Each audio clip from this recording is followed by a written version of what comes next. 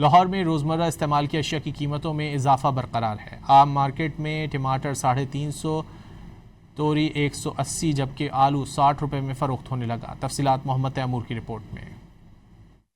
مہنگائی کا طوفان، عوام پریشان، سبزیوں کے بڑھ گئے دام، انتظامیہ کنٹرول کرنے میں ناکام، سرکاری نرخنامے صرف دکان کے باہر آویزاں کرنے تک محدود۔ ٹماٹر کا سرکاری ریٹ 205 روپے جبکہ فروخت 350 روپے فی کلو تک جاری۔ ادرک 400، پیاز 120 جبکہ شملہ مرچ 200 یا اس سے زائد میں فی کلو میں فروخت ہو رہی ہے۔ مہنگائی کے حالات ہیں، حالانکہ پیٹرول کی قیمتیں کافی نیچے آئی ہیں اور اس کے باوجود جو ہے ابھی یہ جو روزمرہ کی اشیاء ہیں، سبزی، گھی، دال وغیرہ، ان کی پرائس ابھی وہیں کی وہیں ہے۔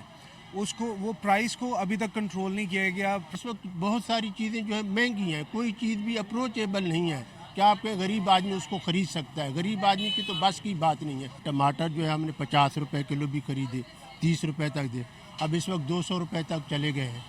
200 روپے تو یہاں ہے، ہمارے ادھر محلے میں 250 روپے تک بھی ملتے ہیں۔ دکانداروں کی رائے میں برسات کا آغاز ہو گیا ہے۔ اس موسم میں سبزیاں کم ہو جاتی ہیں جس کی وجہ سے دام زیادہ ہیں۔ جیسے کہ گرمی ہے نا، برسات شروع ہو رہی ہے، برسات میں نا سبزیاں جو ولے ہیں نا وہ جل جاتی ہیں، اس کی وجہ سے سبزیاں نا کم ہو جاتی ہیں تو مہنگی ہو جاتی ہیں۔ ٹماٹر تقریباً 2-3 ہفتے ہوئے ہیں پنجاب کے ختم ہونے کی دیر ہوئی ہے، پشاور شروع ہوا ہے۔ جیسے پشاور شروع ہوا، اوپر کرایہ 1 سے 1.5 لاکھ روپیہ گاڑی کا کرایہ ہے، اس وجہ سے ٹماٹر مہنگے ہو گئے۔